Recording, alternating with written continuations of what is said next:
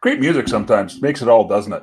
Anyway, welcome to our live stream. I am Rob, also go by Dead Knot on YouTube, and I am your host slash facilitator slash question taker, question answer, all those great things as we go into live stream number 2, where we're going to talk about Ride the Canadian Rockies and the best of British Columbia.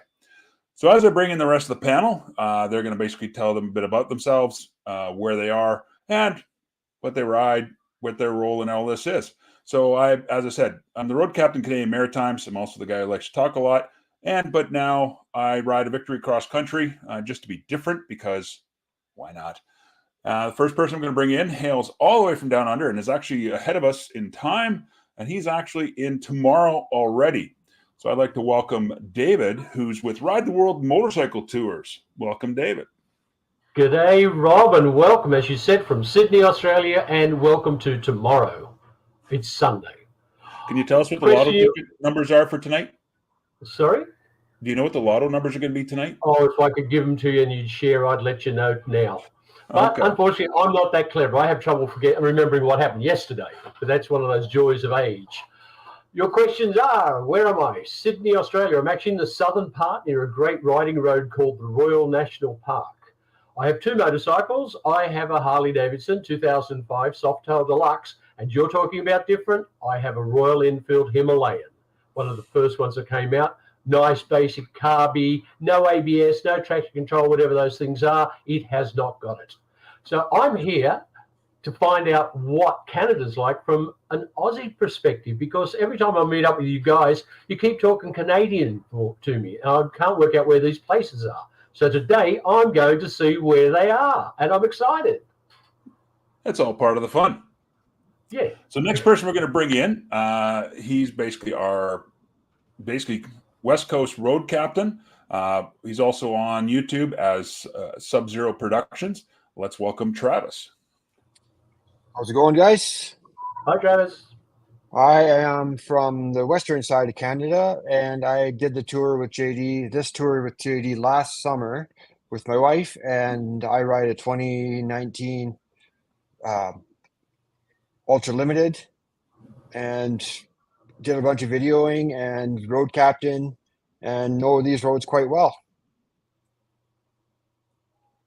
They're very good roads. I myself originally from BC, so I know them well. So the last person we're going to invite to our panel is actually the founder of Freedom Biker Tours, and we're going to pepper him and Travis with a bunch of questions today. So let's welcome in JD. Hey, gang. Hi, JD. Hey, guys. Welcome, world. And Rob, how do I get this chat going? Comments, right? That's what I have to click on. I keep forgetting. Yes, click on comments, top right. There we go. Oh, look at everybody. Cool. Right on. Welcome, everybody. Hey, Johnny. There you are. Road Gliders. So my name's JD. I am the founder, and I guess you could say the brains behind Freedom Biker Tours, but there's probably people that would dispute that. I have 2 Harleys, a personal one, and then there's the company-owned one.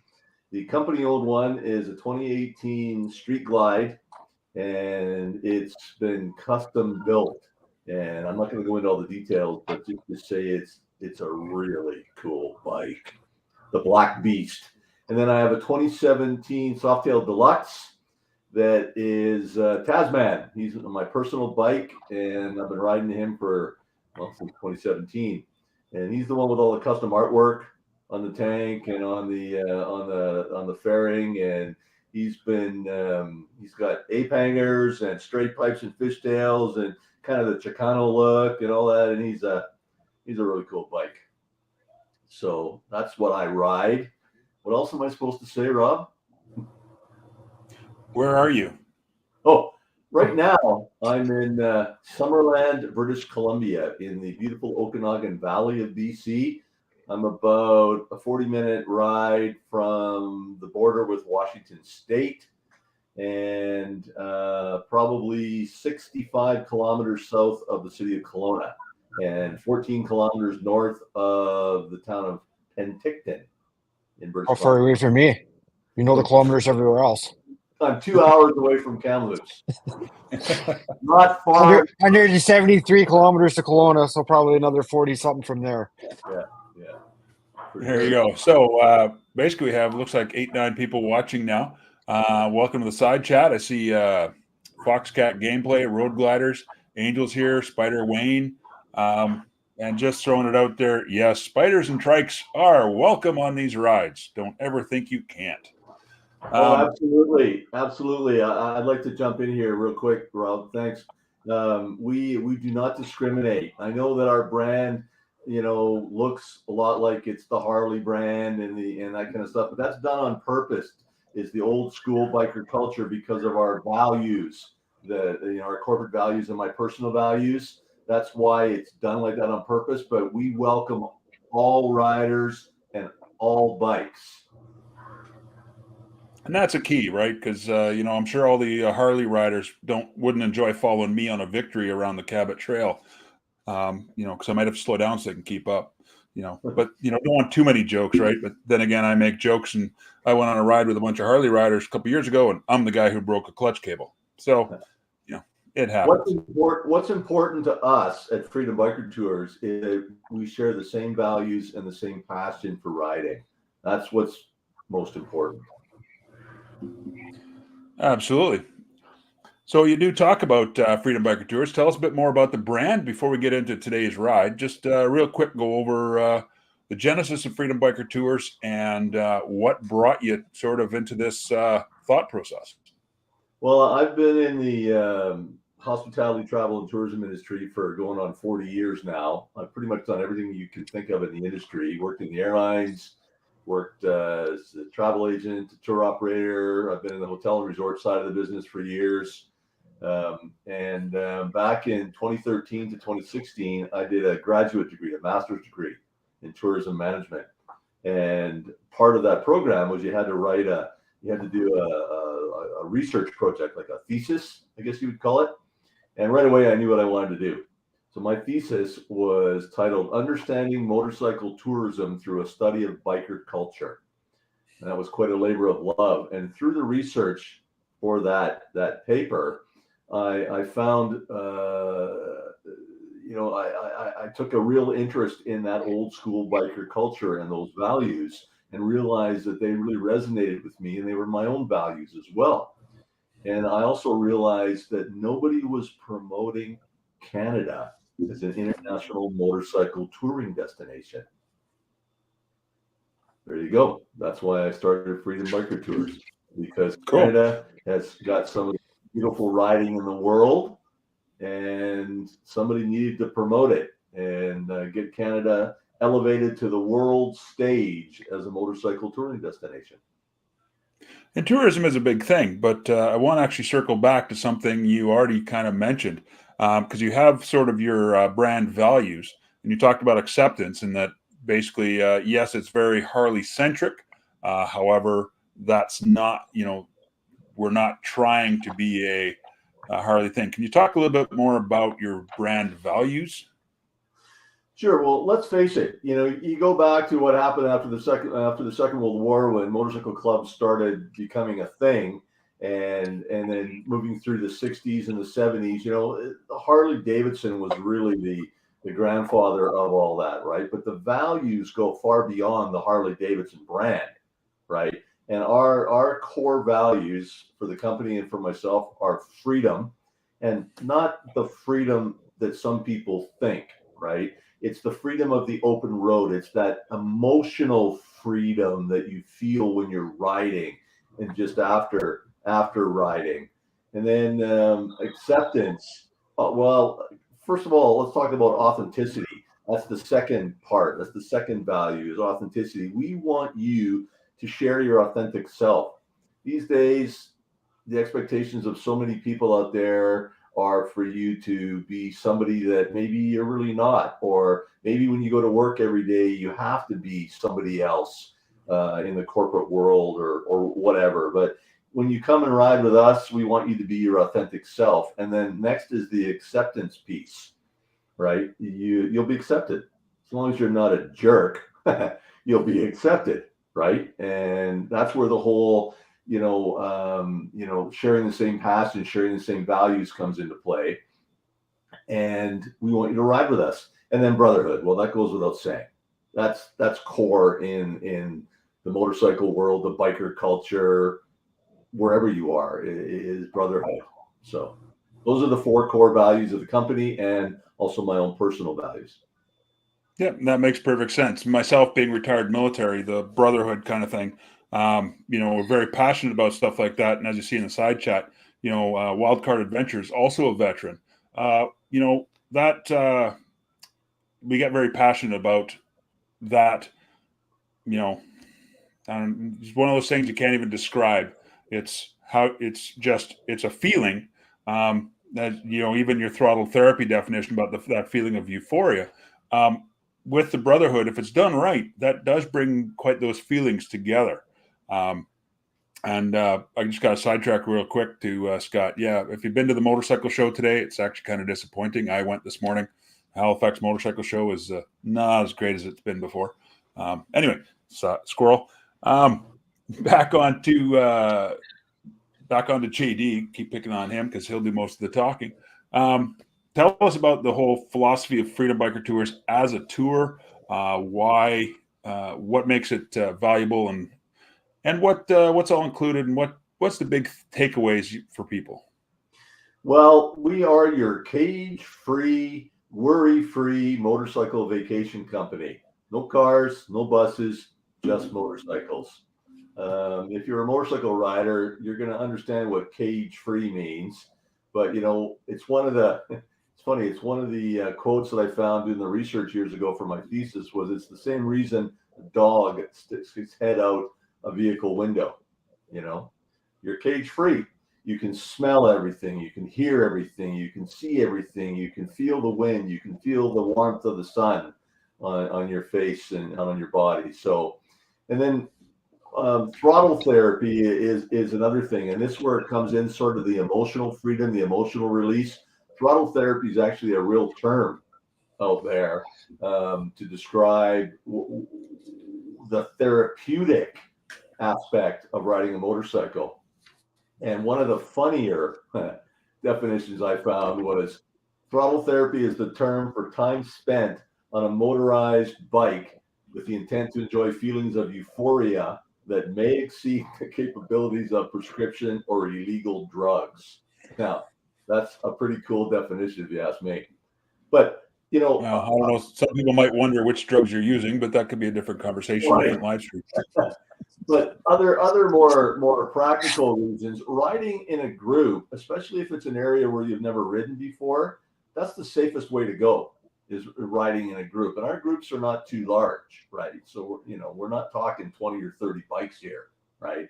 Also, one of the things I found, I did the Yucatan tour several months ago. And one of the things that I found riding that tour as just a participant and not the tour leader or escort or whatever, was that I got to really see everything. I got to ride. I didn't have to worry about it because there was a guy in the front that knew where we were going and guided us. There was a guy in the back. We were in the middle. We just got to ride, take pictures, look at the beach, stop, enjoy the Mexican culture, whatever. It was great. I didn't have to worry about anything. That's where the whole worry-free thing comes in, right? And it really resonated with me about the tours that we have in Canada as well. The group leader sets the pace. All right. That allows riders with different varying levels of experience to participate, because we're not running a race here, right? This is not iron butt riding. We're here. This is a vacation package. Now, some days we may ride 400, 450 kilometers, but those are days when there's no attraction or activity or excursion to do, or no ferry to ride or whatever, right? But those days are few and far between. The idea is for the tour participants to relax, enjoy the scenery, enjoy the saddle time. It's your vacation, right? Don't rush. It's your vacation. So you don't need to worry about navigation. They're hand-picked popular motorcycle riding roads, best in Canada or wherever the tour is. That's our job, is to pick the cool roads, right? quality accommodations. You're going to stay in nice places, fun, good quality food and beverage places. We're going to go to the biker-friendly pubs and restaurants whenever possible, things like that. The attractions and the excursions are ones that the iconic things to do. Like on this tour, we go to the ice fields adventure. Okay, in Penton, we do a wine tour. Well, you're in the Okanagan; it's wine country. You want to do a wine tour, right? That's what you want to do. There's reliability and safety involved in our product and our brand. You don't have to worry about anything. It's a worry-free experience. You leave everything to us, the tour operator. Like I said, it's a vacation. There you go. Yep, exactly. So one of the things was, now that we've kind of gone through some of the other stuff, we got 12 people watching. I'm going to actually share my screen, and we're just going to throw up the map of the road ride route. So let me just change tabs here. There we go. And so basically, this is the big map that shows the whole ride. You can sort of see that it covers bigger than many individual states down south. And what I wanted to mention is that it's over 2,600 kilometers, or over 1,600 miles. And so that actually is for quite a long trip, but it's spread out over a long number of days. So one of the things we want to look at right now, we're going to go through this day by day. What I want to do is look at the first day, and we're going to talk mostly about day one first. So I'm going to let Travis talk about the road on day one, because it is one of the more spectacular roads and has some neat features. Well, you meet up in Calgary, and then you kind of get to know everybody. You have a meeting in the first night just to get to know everybody, go over some safety rules, discuss if anybody needs to know anything about how to ride in Canada, because you do run into a little bit of that. Then you head south down pretty much flatland prairies, both sides of the road, flat as can be, but not for long. About 45 minutes in, you head south down to Longview, which is kind of in the foothills. Have lunch there at the Twin Rivers Saloon, and then you head into the Kadnaskis, which starts out with a long straight stretch with big wide curves with lots of cops, of course, and then you start to climb into the Rockies, but right away you come up to the highest road in North America, which is the Highwood Pass, and a bunch of sheep and bear tend to hang out through there. As you come out the other end, you end up on Highway 1, head west towards Banff, and you go through Canmore and some of the peaks of Banff National Park. You'll see the Three Sisters, and then as you cruise into Banff, you stay the night there. Now, what's one of the features of the Highwood Pass that's almost like I'm not going to say record or anything, but what's one of the features of it? It's the highest paved road in North America. Or Canada, anyways. Canada, yeah, sorry. Canada, and it's Canada. closed. It's closed from mid-October until June 15th every year. 15th. Yeah. Yeah, it's not even open yet this year. So if I tried to make a special map for today, I actually can't select that road in Google Maps. Yeah, I know it won't work at all. There's another one of my favorite features too is Mount Kidd, it's called. And it's just past the Highwood Pass as you come down, and you go right beside it, and it's it just towers over the highway. It's pretty cool. You see lots of pictures of it. Yeah, no, it's definitely a positive, because it's one of those roads you can't really describe to people. JD, anything you want to add about the first riding day? Well, yeah, I want to back up a little bit too. First of all, what we do on the actual first night is we have our group dinner and a briefing, and we go over all the safety aspects and how we're going to ride together, and everybody signs waivers and all that kind of stuff, right? And then the next morning is when we leave and hit the Cowboy Trail, Longview, and the Highwood Pass. And then that night, actually, we stay 2 nights in Banff, and we actually stay at the High Country Inn, which is the hotel that I work with in Banff. I do all their sales and marketing for them for the last 14 years. And there's a brand new restaurant being built as we speak in that hotel. called the Fat Ox of Banff, and wait until you guys check out the dinner that we're going to have on the first night. Wow, it's amazing.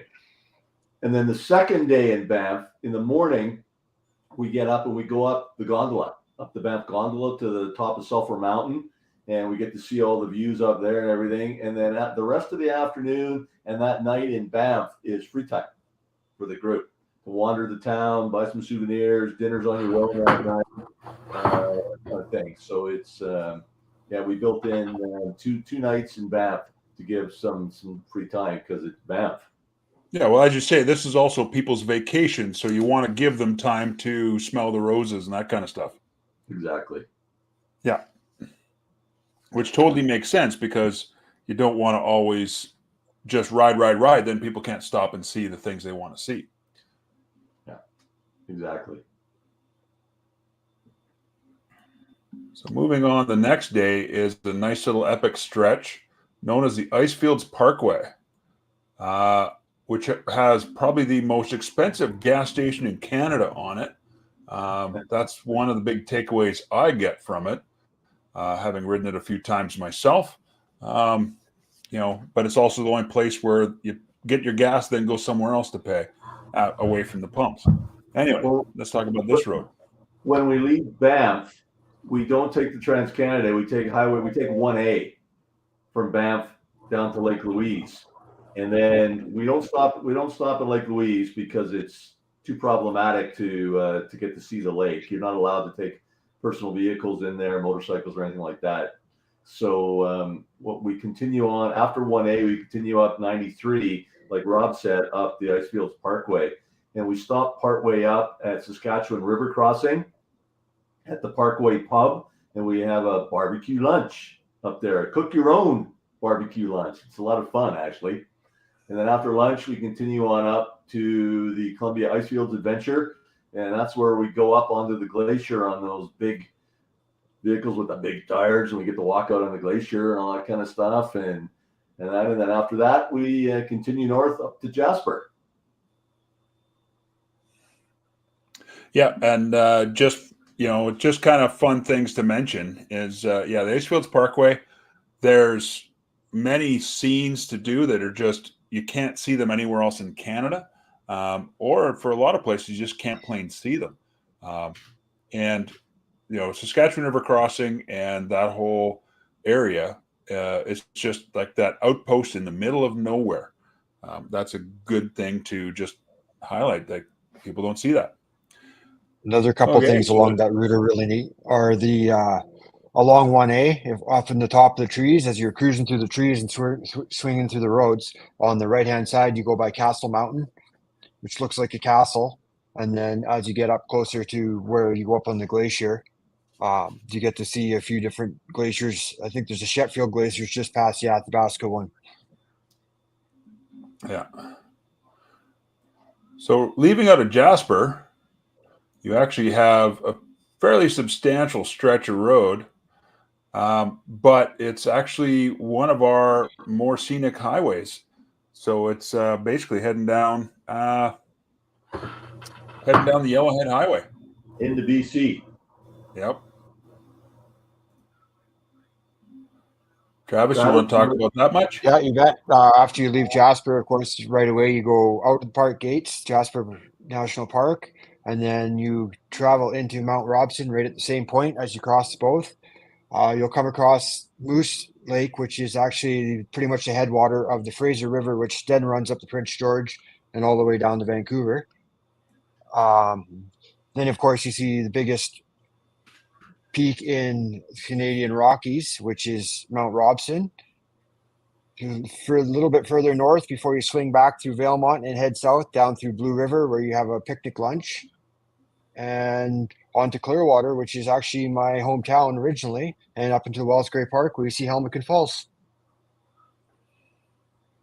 Helm and Falls, wasn't it one of Canada's largest falls? I think it's fourth highest fall in all of Canada. Yeah. I remember seeing that one as a Cub Scout going to a rally in Clearwater when I was a kid. So do you want to address the question that's been popped up there by Vo Valley Ranch? My answer is but I'm out on the East Coast, so I think it's more of a combination, but it's more about scenery as well. Yeah, absolutely. The Parkway and coming down Highway 5. Oh yeah, it's I mean, we don't cruise along at 60 or 70 kilometers an hour. We do the speed limit, but still, we don't rush. Yeah, our programs are not about rushing. They're designed so that everybody can relax and be safe. But you will get to handle the bike because a lot of corners are tight. Oh yeah, great riding, cornering, and all that kind of stuff. Absolutely. Just to touch on that a little bit more, as you get further into the trip, the first couple days is fairly straight and more scenic. But as you get further into the next few days, you start to get a little bit more twisty, getting closer to the end after everybody gets used to their bikes. True. It's still as scenic, but it's different. Once you get into the Okanagan and the Kootenays, it's scenic, but the mountains aren't as high. And you got lots of lakes and valleys and forests, and it's a different type of scenery than when you're riding up the Parkway. Yeah, that's why it's called the Rockies and Best of BC, because it's two different things, right? That's why it's named that way. So I just want to jump back into the side chat because I see we got a few more people coming in. So we actually have an Australian guy here, David. So you're not alone. Oh, good. We have Neville, and we've talked about Bow Valley Ranch, and I popped up Megan's comments there. So we do have a good active crowd in the side chat, which is always good. Feel free to, if you have specific questions as we go. If we know an answer is coming up, I might pop it on the screen, or we'll make a point of trying to get to you. We will try to answer all the questions. This is live. We are meant to answer your questions. So jumping back into the next day. So it's where we go. Actually, I'm just going to delete some of these because that's the fun of live, is I can do that. Let's keep that one on and delete that one and delete that one. Okay, so the next day is Clearwater to Colona, which is actually close to where I grew up because I grew up over here on the left side of your screen. Want me to take this one? Yeah, sure. The thing is, that's where it goes right through where both of you guys live. So, yeah. Well, technically, that's where I live. JD lives next ride. I live a little bit further south, but yeah, we ride down south through Little Fort and we go through Kamloops, and then we head east a little bit on the Trans-Canada for just like about 20 kilometers, and then we take a secondary highway through some of the farmland and valleys, and we come out just outside of Vernon, and then we take what's called the West Side Road, which starts at the north end of Okanagan Lake and heads straight south to Kelowna, but it's on the west side of the lake, and it's an amazing twisty, turny road. That one we don't go very fast on, but the views and that ride, looking over the lake and the mountains is amazing. And then we come into Kelowna from the southwest. We cross over the bridge and into Kelowna. And that's where we stop and stay at the Ramada Hotel in Kelowna. This is the first taste of real heat you'll get in this section of road. Yeah. Especially if the weather's nice. We stopped for lunch at the Falkland Pub in a little town called Falkland, which is a big motorcycle-friendly pub, and we have a quick bite there, and then we continue on down into Kelowna. So this is also, other than day one where you're in Calgary, this is actually probably the most traffic you're going to see for a while, because even going through Kamloops, it's 9 sets of lights. That's it. About that, yeah. Just over that. Leaving Kamloops, though, heading east on that short little stretch of the Trans-Canada, there's several lights getting out of the outskirts of Kamloops. Really, you pretty much just brush it anyways. You just kind of catch the edge of it. Yeah. And So it's a by pretty good going into stretch. Kelowna is your first taste of traffic. So now you're used to riding together as a group. So that's going to help the safety aspect as well. So now I'm going to play with some buttons some more. That West Side Road is where you really get your first taste of the twisties, though. Yeah. Okay. So now you spend 2 nights in Kelowna. No, one night. Is it one night? One night in Colona. Yeah. I have the map set up this way. Now one night in Kelowna, and then we do what's called the Rock Creek Loop, which I've ridden probably 100 times since I've lived here. And the Rock Creek Loop, you take Highway 33, you head out towards the Big White Ski Resort, and then you head straight south down towards the American border. And it's beautiful. There's a little town there called Beaverdale where we'll stop at the Red Rock Garage, and we'll stop and have an ice cream or whatever, and then continue on down to Soyuz. But before we hit a Soyuz, there's some magnificent views coming down into the Soyuz. All the switchbacks, we're at the top of the mountain. It's called the Anarchist Mountain, and the whole Okanagan Valley. And you look to your right, you're looking at a Soyuz and the Okanagan. You look to your left, you're looking at the United States. The Soyuz Lake itself, as you can see, is half in Canada, half in the United States. It's the warmest body of fresh water in Canada. It's just amazing views and riding. And then we head north up Highway 97 for about 50 kilometers or so, and then we stop in the city of Penticton, and that's a 2-night stay. And we stay at the Penticton Lakeside Resort, right on the lake. We have lake view rooms for everybody, and yeah, it's amazing. Yeah, everyone loves a road that has lots of squigglies on it. This is the perfect example. Yeah. Is on a bunch of the videos and promotional videos you see, is it covers this section of road specifically, because that is, you drop like a crowbar in a creek heading into town off the top of a mountain. And if you happen to swing over to my channel at all, I have a full video I just put out not too long ago on the actual drop, and it's just that section alone. So Neville's asking for using a pointer. I'm trying to zoom in on it as I can, but I try not to move too quick. But I do try to point out, like, there's the Soyuz that they were talking about there. And that lake is a Soyuz Lake. Yeah. You can see the border with the United States right there, with Washington State. We're very, very, very close to the border when we do that bottom end of that loop.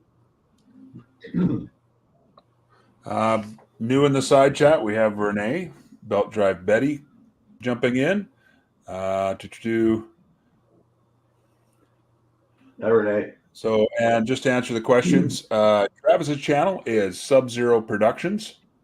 Scott, if you want, I can shoot that to you in a message later. So, jumping back to making some more maps. Click, click, click here. Well, I'll talk about the second day in Penticton. The first night in Penticton, we have dinner on the overlooking the lake. The water's like right there in front of us, and we're sitting outside, and we watch the sunset, and it's beautiful. The next day is a Saturday. I designed the tour that way on purpose because right in the hotel is at the north end of Main Street in Penticton, and the first 5 blocks of Main Street in front of the hotel every Saturday morning from 8 until 1 are an open air market, the farmers market, and then other stuff as well. And it's the largest open air market in the Okanagan Valley. So we encourage everybody to go out there, walk around, buy souvenirs, buy whatever they want, or just walk around and engage with the vendors. Then we meet back at the hotel at noon, and we go on an afternoon wine tour. And that's a lot of fun. There's lunch included in the wine tour. And then that's probably 2 to 2.5 hours. And then when that's done, the rest of the afternoon and the evening are free time. And there's lots of restaurants within walking distance of the hotel that I encourage everybody to go to and enjoy. And then the next morning on the Sunday, we're back on the bikes again. So this is the second opportunity to enjoy an area where it's really nice to walk and check out a lot of things, and be off the bikes for a day to really take in the Okanagan in the middle of summertime. Yeah, and last time I was there, the little canal you see on the left side, I did a inner tube float down there. They have a little rafting company that rents you a tube. You can float down that canal. Does that still operate, JD? Yeah, it's the Penton. It's called Coyote Cruises. It's the Penticton Indian Band does that. That's the one, yeah. You can float down halfway of it down or all the way down to Skaha Lake. Yeah. It's on hot days in the summertime, it's packed with people. Oh, yeah. Yeah. So Goval is with a question that talks about different meals. On this particular tour, 25 meals in total are included. So almost 2 a day. Yeah, all breakfasts are included except for 2 dinners. Probably there's the one in Penticton and the one in Banff are not included, but the rest of dinners are all included. And then lunches, there's off the top of my head, there's 4 or 5 lunches that are included.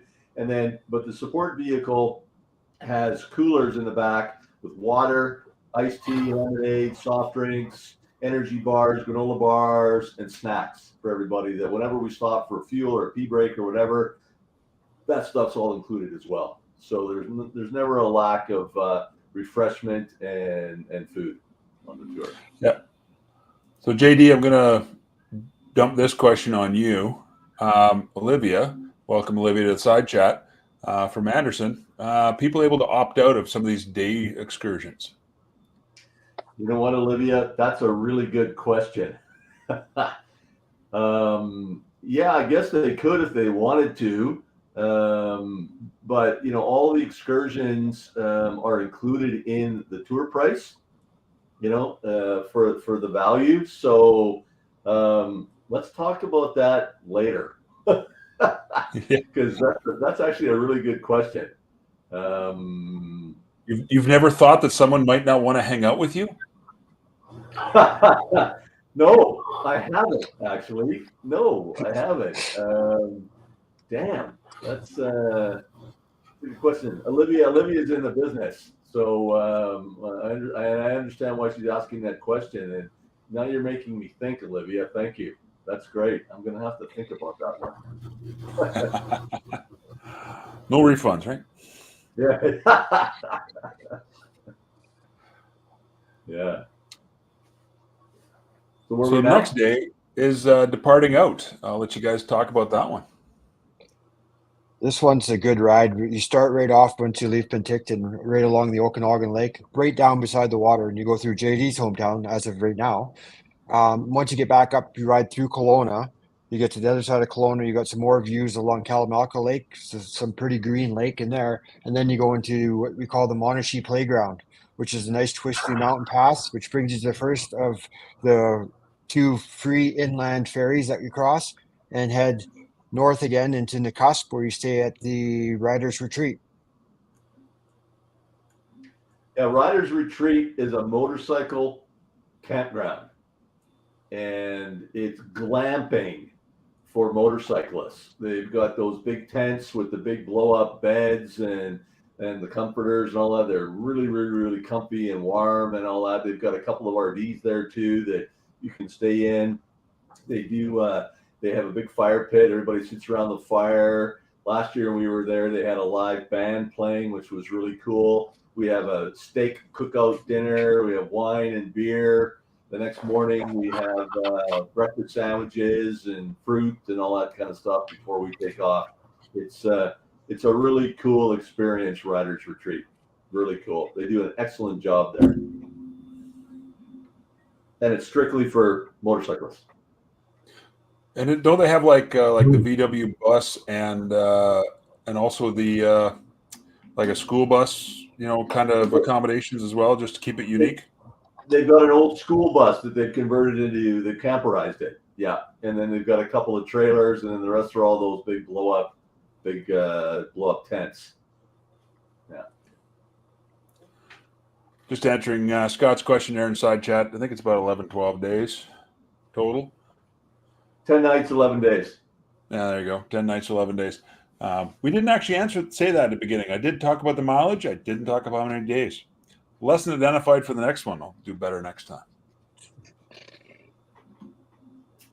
So riders retreat, like the Rider Ranch. There's a couple of them in British Columbia. They are really hidden gems that not a lot of people know about. So now the next day is, again, more great Kootenai riding. Well, we leave Riders Retreat and we head down to the little town of New Denver, and then we take we turn left on, what is it, 31A or 33A? 31. 31A, yeah. That has been written up as one of the top 10 motorcycling roads in Canada. It's an amazing, scenic and twisty, turny road. And we ride into the town of Kaslo, sitting on Kootenai Lake. And then we ride from Kaslo down through Ainsworth Hot Springs. And again, the views of the lakes were high up, and we're riding along the side of the mountains, and it's just amazing.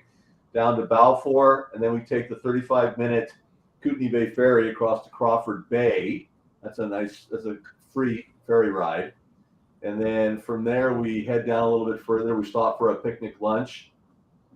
By the way, 3 of the lunches on this tour are picnic lunches, where we stop and picnic, right? And then we ride all the way down the east side of Kootenai Lake to the town of Creston, where Kootenai beer is brewed. Or not Kootenai, Kokanee beer is brewed in the town of Creston. And then we continue heading east along Highway 3 up to Cranbrook for the second last night stay of the tour. For anybody that hasn't ridden 31A, it's like left, right sweepers on repeat for about 80 kilometers straight, just back and forth along the edge of a creek. And then as you cross over to the other side of the Kootenays, you got some really tight corners and some wide open runs, and then into some more tight corners. It's a really, really twisty section of road. Probably one of my favorite all to ride in all of BC. That's why it's in the tour. That's right. And by this is what, day 8 or 9, everybody's used to their bikes, so they can actually corner pretty good. Yeah, last year on this tour, it was amazing watching the development of the riders and their confidence on the rental machines, our international tour participants. It was really cool to watch their confidence levels. Yeah. You want to take this one now from Cranbrook? Yeah. Before we jump into that, I just want to mention Bow Valley Ranch has jumped in with a question. That's probably a good time to mention that things about the Fairies and Parks. I know the person at Bow Valley Ranch, and I have to give her grief for the spelling of fairy on that.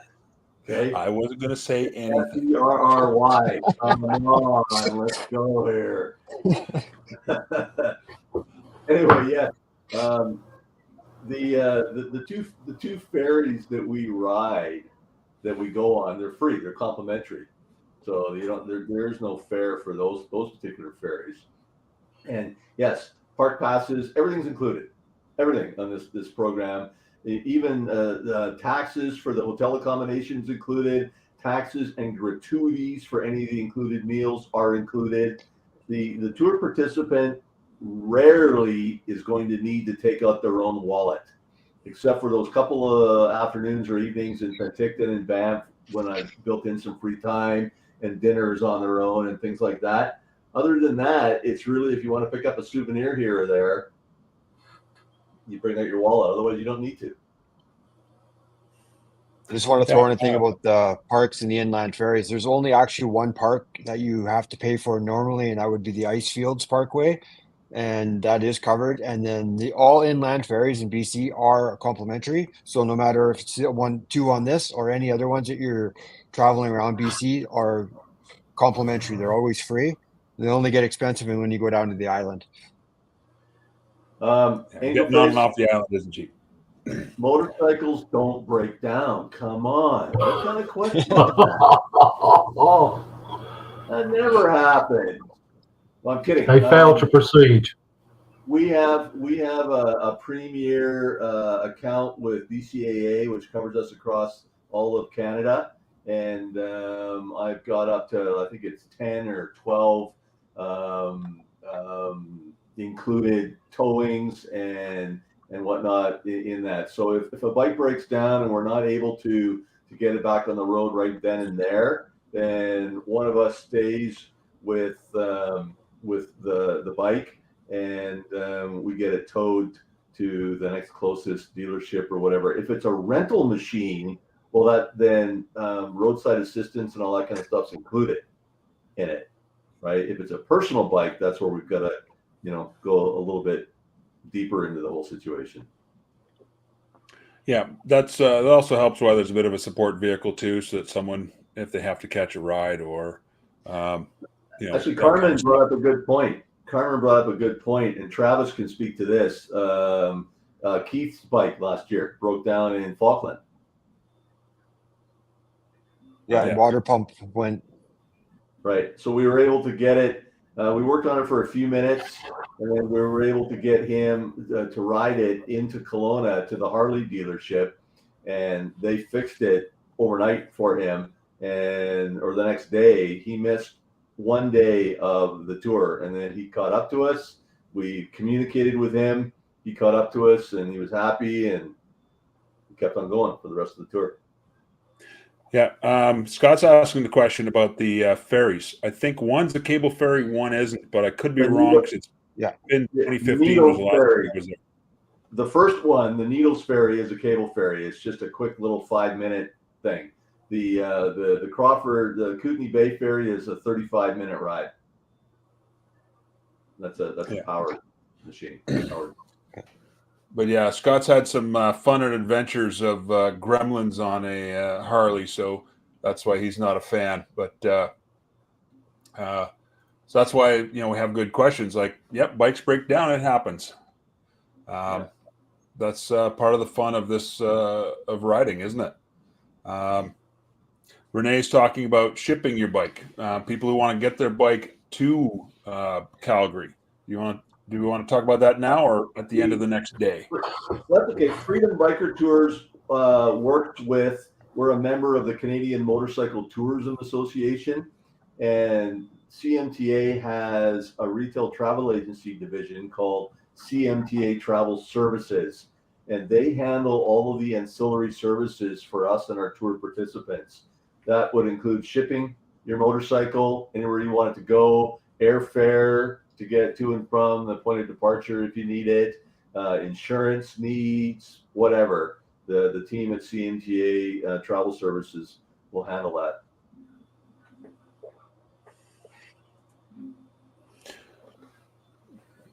Okay, so we got 1 day left, and that's the last day of the trip, leaving Cranbrook. As you leave Cranbrook, you head north for about 5 kilometers out of town, and then following Highway 3, then you get into Fernie, which has Fernie, which is a ski hill, when tourist town that way. Then you get Sparwood, which has the biggest rock haul truck in all of Canada. And then you cross into the Crow's Nest Pass and into Frank's Slide. And if you don't know the story of Frank's Slide, basically hundreds of years ago, side of the mountain came down and buried a town, and all the rubble's still there, and the town's still under it. So we stop, check it out, have some lunch there, and then we get into Highway 22. It heads north back to Calgary, which is a nice, beautiful road for straight. And on one side you have the prairies, and on the other side you have the Rockies. So it's on a great day, it's a beautiful ride through there. And then as you roll into Calgary, then that's the end of the trip. It's actually a pretty good ride, even on a bad day. I think I got snowed on there once, and it was still a good ride. Yeah, I've been snowed on there too a couple times. That was Labor Day weekend. Yeah. I have a question. Wildcard Adventures. Rob, do you know who that is? Yep. Yeah. What does MOCO mean? Motor Company. Motor Company. Harley Davidson Motor Company. Yeah. Oh, okay. I just never seen that acronym before that reference it. Okay. Well, I understood it. I understood it. Not going to. I understood it. That's because you ride a Victory.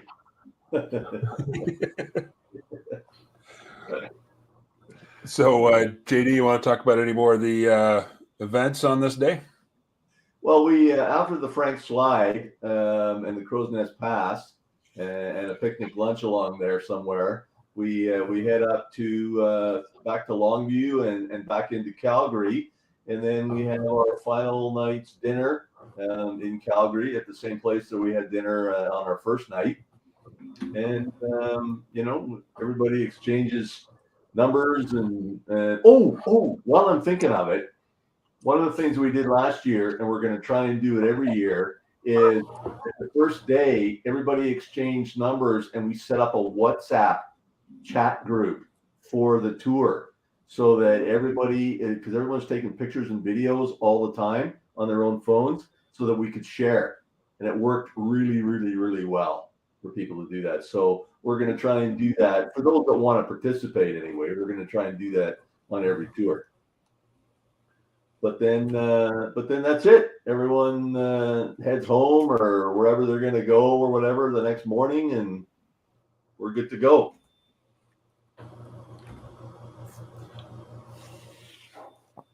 So that basically is the Ride the Rockies, the best of BC. Now, a few people, even on our first stream, mentioned that we can't cover all the great roads. BC is a motorcycle playground, as is Alberta through the Rockies. It is just, you can't hit all the roads. So it becomes a point of you almost can't try. Like you'd love to hit them all, but not everyone can spend a month riding. I'm not even sure if you could do it all in a month. I've tried. I didn't do it. But then again, I grew up there, so there's many, many, many roads. I've been riding here for 20 years. I still haven't done it all. Almost, but not quite. I'm still a couple of highways short. I consider Angel Face's question. Yep, like Rob said, pricing is on the website. There's two types of pricing. There's pricing for those that want to ride their own bike, and there's pricing for those that need to rent one. It's your choice. Last year we had two people ride their own bike. A lady from Canada and a fellow from Minnesota who trailered his bike up to Calgary. And he's actually coming back this year, and this time he's bringing his girlfriend with him to do one of the tours up in Western Canada. So, and how the pricing is broken down, the three main variables are one person. Everything is per person. So it's got to be broken down. So like if it's two people sharing a hotel room, they split the hotel cost 50-50. If it's two people riding on the same bike, they split the cost of the bike 50-50. But each of them has to pay for their own. We have to cover the cost for their own meals and things. So it's the three different variables are one person, one bike, one hotel room, or two persons, one bike, one hotel room, or two persons, two bikes, one hotel room. And what that would be two ladies or two guys, buddies, friends sharing, sleeping in separate beds, right? So keep that in mind when you're looking at the pricing, and keep in mind that what's included, everything, the only tax that's not included is sales tax on top of the overall tour price, because that has to be broken out separately from an accounting and a legality perspective. Both taxes are regional anyway, right? So that's separate, but everything else is included. The only thing that's not is the exception of a couple of dinners and a few lunches that aren't included, but we compensate the lunches with the snacks and the food and everything that we bring in the support vehicle. So it's as close to all inclusive as you can get. The fuel's included for the bike too. So really, I mean, it's a vacation package. We don't want our tour participants to have to worry about anything, and we don't want them to have to whip out their own wallet for anything, because if somebody wanted to do this itinerary on their own, it's going to cost them more than us, because they're not a tour operator. They can't get the same rates at the hotels and at the attractions and all that I can. Things like that, right? So it's really advantageous for people to book through a tour company, unless they want to do it on their own, and then more power to you, kind of thing. Yeah. Right? But yeah, this speaks to Megan's comment here, and that's right. Providing transparency is also part of our brand values of authenticity. Trying to be upfront with as much as possible, nothing hidden. Transparency is a really good term for this. I wanted to create vacation packages for people, and I want to be upfront. And Megan is correct in there. There are some other companies out there that have prices that you look at them and you go, wow, how can you do that? But then when you actually read their terms and conditions and what is and not included, then you start crunching numbers in your head and you're like, wow, okay. I mean, their prices are going to be the same as ours. We're just being upfront about it, right? And I believe, ethically speaking, that's the way to do it.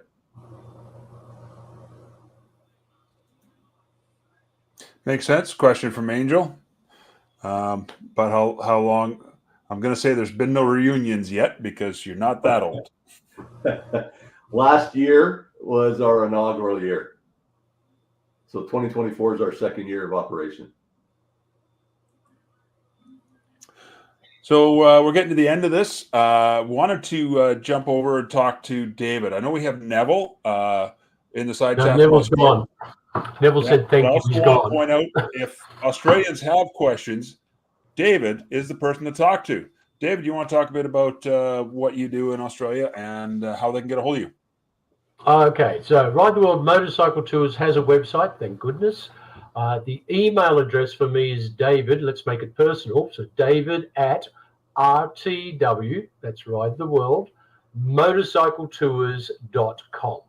Because we're a world, most of our websites have .com.au, but in this case, it's .com. So again, David@RTW motorcycletours.com. I've also got a phone number which is on the website.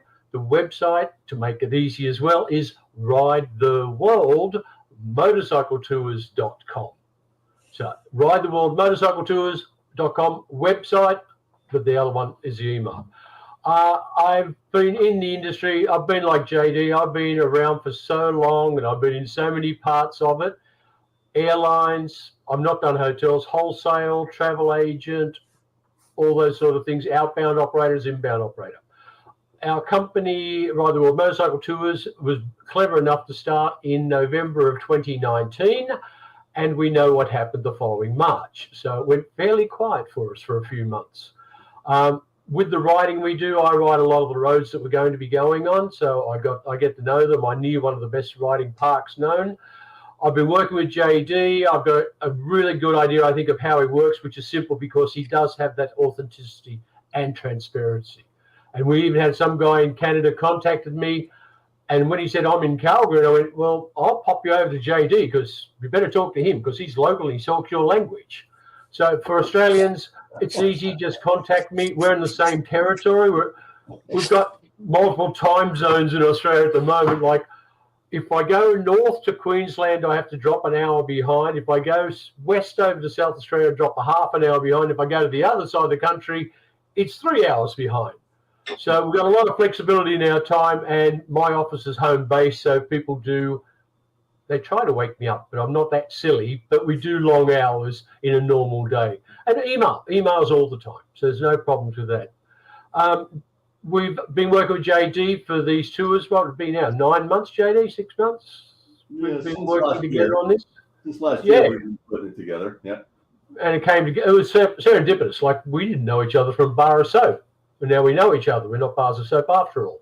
Now we're mates. So, mates, that's the one. I didn't know if Canadians. I don't know if Canadians use that term. I'm too stuck with those Americans to the south to go bloody. I said it for you, man, because you're Australian. Right. Yeah. Well, we'll definitely put. I'll update it later. I'll put your links in the video description, so people can click on them if they want to check back later. Cool. And yeah. So, anything else you want to add before we start looking towards signing off? No, about to it, or I'll keep talking and we'll go too long. Travis wants to say something. There's another one in 2 weeks on the 16th, and that one's going to focus on that part. Yeah, we got to. Don't rush, JD. Don't rush. Travis, I just want to say anything more to talk about? The Rockies, the best of BC. If anybody's kind of interested, I'm working on the full. I'm going to say a video, but it's actually more like a movie for a full version of this tour. If they want to look closer at what kind of goes on during it, it should be up in the next few days. It's a really awesome tour, really, really fun to ride. I had a great time doing it last year, made lots of friends, and I highly recommend doing it. Yeah, and also I'll add the links to both Travis's channel and my own channel, because I have videos of these some of these areas on my YouTube channel as well. And if people actually do want to check out another one called The Military Biker, he has a lot of these areas covered on his YouTube channel as well. And he's a lot more cinematic. Scott, no, the Yucatan one is actually, I want to say later in about a month. We're going to do each ride a different. And the Yucatan one is, I want to say, April 27th. 27th. April 27th for the Yucatan one. Angel's wondering, David, if you have King Chuckles on any of your coins yet. King Chuckles? I don't know what that is. It's the guy with the big ears. Oh, that's because I want to hear what you're saying. I'm old or deaf. I can't hear you anymore. Now I can hear you. I'm not clever like Travis. Travis is plugging in. Yeah. Okay, so JD, final closing comments? I just got Angel Face. Is it Miller time yet? I just got Angel Face's question. No, the king is not on any of our coins or notes currently. He's too new. I just want to thank everybody for participating. I know that the last time there were several people that actually watched and listened for a while or part of it, but didn't participate in the side chat. So I want to say hi and thanks to those people as well.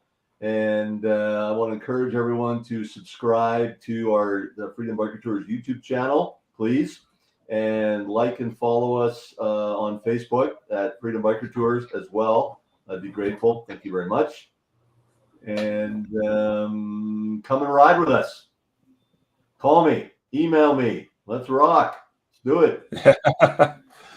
So our next event is in 2 weeks. We're going to talk about my riding area, and actually Scott lives out here. Wildcard Adventures, he's out here too. We're going to talk about the Maritimes and that ride. So I really hope to see you guys, everyone, back in 2 weeks, where we're going to talk about Eastern Canada. Definitely going coast to coast because we love it. That's totally worth doing. And so on that note, I'd like to thank everyone for coming, and I will see you guys in 2 weeks. Bye for now.